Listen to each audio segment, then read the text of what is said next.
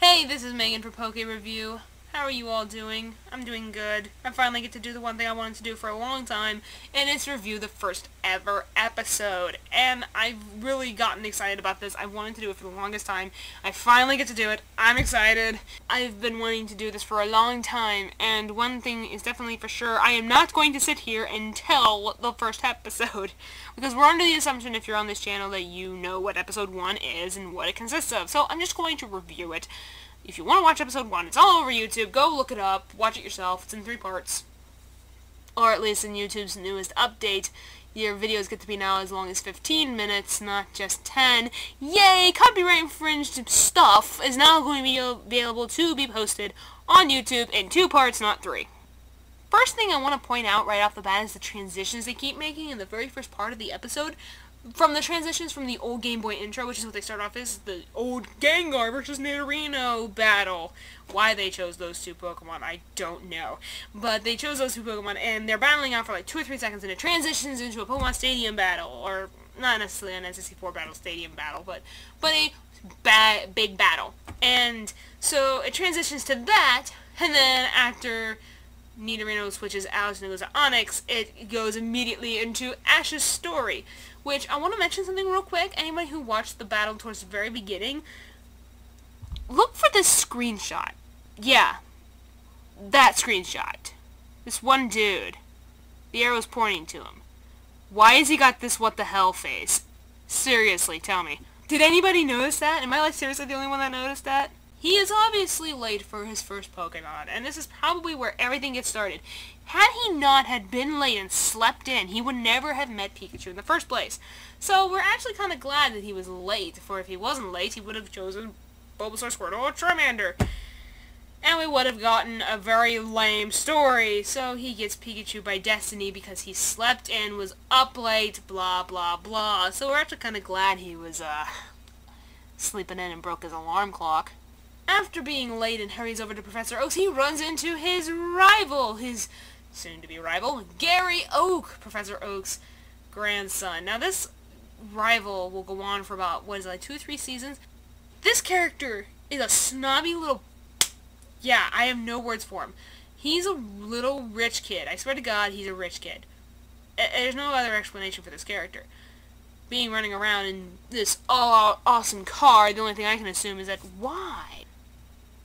In short, Gary is a douche.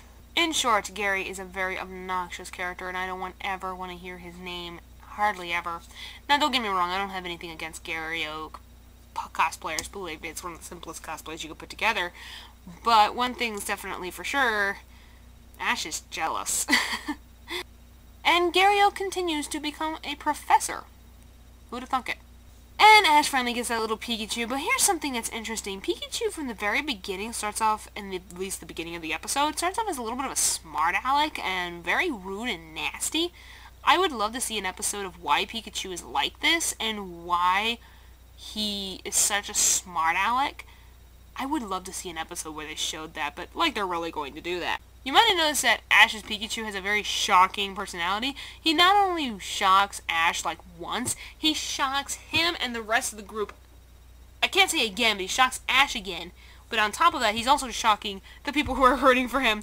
And the infamous line of, "Don't forget to change your underwear," is overrated, but we all can accept that Ash needs to change his underwear. Where do they do their laundry? So, the next thing I want to point out real quick is the explanation for the Pokedex's description of the Rattata. And for starters, I don't care how you pronounce it, Rattata, Rattata, I don't care, tomato, tomato, potato, potato. The point is that the funny explanation it gives, this is a forest Pokemon. It's not a forest, this is an open field. And its comeback is hilarious, check it out. It also comes out into open fields to steal food from stupid travelers. Stupid travelers. I thought this was hilarious when I first heard this. It was hilarious. Stupid travelers. The Pokedex comes off as a really mean, obnoxious, rude AI of some kind. Also, I find it amazing that Pikachu knew what button to push to go on to the next segment of explaining. It was explaining something early on in the episode. It was the explanation of why Pikachu wasn't in his Pokeball. That's what it was. And it knew what button to hit. I just thought that was really weird and kind of funny. the next point I want to come across is the Pokedex's other explanation, and that's when it came down to notifying that wild Pokemon, specifically, are jealous of human-trained Pokemon. And this confused me. I just have one question. If a wild Pokemon is jealous, wouldn't they want to be captured? Anyway, they never really explained this, so I hope that they will... Oh, wait, we're how many episodes in? They still don't explain that? Also, another thing, how do Pokeballs work? Is it magic? Is it technology? I know I might have said this previously in a bloopers reel, but... yeah! And, of course, after throwing the rock, we get into another introduction to a really important character other than Professor Oak and Ash's mom and Gary. We get Misty, which is the love interest. No, Misty's not the love interest of Ash. Ash is the love interest of Misty. I don't know why I said it that way. But, anyways, but you basically get to see Misty for the first time and the infamous bike. And that is the reason why Misty follows him to this day, or at least until the end of the season past the Orange Leagues and onto Johto. But basically, this bike is the reason why Misty follows Ash, and it gets the introduction to who Misty is. Now, I have to admit, I'm going to cut off for a minute and talk about the music in the background. It's actually really cool. I can't find the score for any of these songs or anything, like the original scores for these soundtracks. It drives me nuts because I can't find them anywhere, and it drives me bonkers. I can't find the original scores to these songs. I have to admit, I played those songs when I was in high school. I played those songs when I was in middle school, in elementary school. Well, no, 10-year-olds go to elementary school? I don't know. Anyway, I would listen to these songs on a constant basis, whenever I was confused about something or was trying to puzzle and think about something. I would play these songs in the background. And I'm sorry, the music is just really catchy, and the first episode is really good. Now, granted, the songs, whether they got better or worse, is personal opinion. It's very divided, so I can't go much further into that. But I will definitely say for the first season, the score is amazing, and it's no exception in the first episode. It really sets the mood, especially during the event with the Spearow's attack, in which Ash crashes his bike. Pikachu flies literally out of the bike and lands. Anybody notice that? He just goes a little wee, kind of flies out of the bike, and he tries to get him to go into the Pokeball, and this moment is what started their friendship. This event of him arms stretched saying, "I'm gonna become the world's greatest Pokemon master! Come and get me!" is probably one of the most amazing lines. The way the cinematics is, and the way that it's drawn, just really catches the eye, and just it all looks like it takes place in an instant because it's all taken during that lightning bolt, that one lightning shock, and Pikachu runs up. And that's another question too. Did Pikachu really do that quickly? And did Ash move really that fast whenever the lightning bolt hit? Really? But basically, that scene alone, starting from when he tells his Pikachu to get into the Pokeball, it's the only way, and he's willing to take the shot for Pikachu against those Spearows. And this is another one of those things about how I respect Ash. The fact that he was willing, "I don't care, I'm going to defeat you all! Come and get me!" is amazing. I can't see this going any other way. And it built the friendship around that. By the way, did anybody notice how big that freaking Thunderbolt was? I don't even know if that was a Thunderbolt, a Thunder Shock. It wasn't a shock. I don't think it was Bolt. I think it was just straight up thunder. And it was so powerful. That thing covered miles, and it threw Ash back. It threw him backwards. That's amazing how powerful that is. Also, I think the physics are a little bit of a flop here because Pikachu's running in front of Ash, gets hit by a Thunderbolt or something, the blue lightning. Apparently they made a significant difference between blue lightning and lightning coming out of Pokemon. I think they kind of made a color distinguishment. A color distinguishment. Okay, is that? Yeah, I speak English. But this Thunderbolt kind of spreads out. Ash gets blown backwards. How did Pikachu get flown backwards exactly? He was in the center. How did he get blown away? And then I guess one more thing I'm going to point out is when Ash and Pikachu do wake up, they're like, "Well, we beat him." And next thing you know, they're like, golden birdie in the sky. For some reason I think of Reading Rainbow. I could fly in the sky. But we find out later on, a couple seasons later, everybody was like, what is that Pokemon? What was it? What was it? And everybody was like playing the games trying to find it. It's like, it's not in here! It was Ho-Oh, and that goes for Togepi as well. They were both not in the Pokedexes, and they were like, ah! Everybody was like freaking out trying to figure out what this Pokemon was. But I digress. But there's one thing I do have to bring up involving that subject, I guess.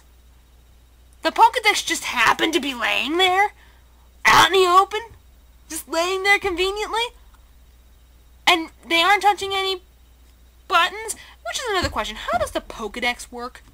Anybody have any clues? How does the Pokedex work? It's not like it's scanning it. You know, how do you know what the Pokedex is? Like, how it works? What's it? Whatever. I don't know. I've given up. But the cutest part of the whole series, and it's kind of like the acceptance and the apology to how Pikachu treated Ash in the first episode, when Pikachu licked Ash's chin, and I'm just like, ee! Because it's kind of like the I'm your friend and I'm sorry, or the we can do this, you know? Or I pictured it as like the apology. As for the art of the actual show, the art isn't that bad, but you notice in the first episode, I kind of started noticing this. I'm looking at actually one of the screenshots right now, and from what I can tell already, the background looks like it's been painted, and it looks like watercolors. The basic actual colors on the actual character figures themselves is very basic. There's very little shading. There's some shading, but not a lot, mostly under Ash's hat, and mostly any needed shadowing. But primarily in the background, it's painted, almost like watercolor, and that goes for the clouds as well. They're always streaming in line. They're never like bunches unless there's a big thundercloud or a big thunderstorm hitting, but in normal days, it has a stream effect. So obviously you could tell that the animation does change throughout the years, but it's actually quite cool to see the animation change come throughout the years. Even in Orange Leagues, I think we noticed a couple of things were different, but the music, the art style, that one tremendous scene is what pulled it all together. And you know what, for the first episode, I say they did a pretty good job getting it all started. It was all supposed to be based off the game. They were like, yeah, let's do this. We're going to do it. This is an amazing episode. And they did a great job setting it up. And then there's the Johto Leagues and the rest of them from there. But remember, I'm more of a keen with the old series, not the new one. Bear with me on that. But again, digress. Thank you for listening in for my little review of the first episode. If I had to rate the first episode out of, yes, it would be thumbs up. But I'm going to use stars. Classic YouTube stars for the win. But I'm going to say, out of 10 stars, I'm going to give it a very good 9 stars. There could have been a couple of things, like those things that they could have explained, like how a Pokedex or a Pokeball works, and the Pokedex just happened to be laying there, and a couple of physics issues. But really, the episode was really well played. The lines were really good, and I miss the old Ash voice. I miss the old Ash voice. But anyways, thank you for watching this quick review. I apologize, this is probably going to be very long again. Later on, I don't know what I'll review next. Leave a comment below. How did you like the review? Anything I could do better? Anything that you'd like to see dropped? And what should I review next? This is Megan for Poke Review. And remember, as the phrase goes, gotta catch 'em all. Hey, what's up? This is Megan for Poke Review. I hope you all are glad that I'm finally... Really? Why? As I'm recording.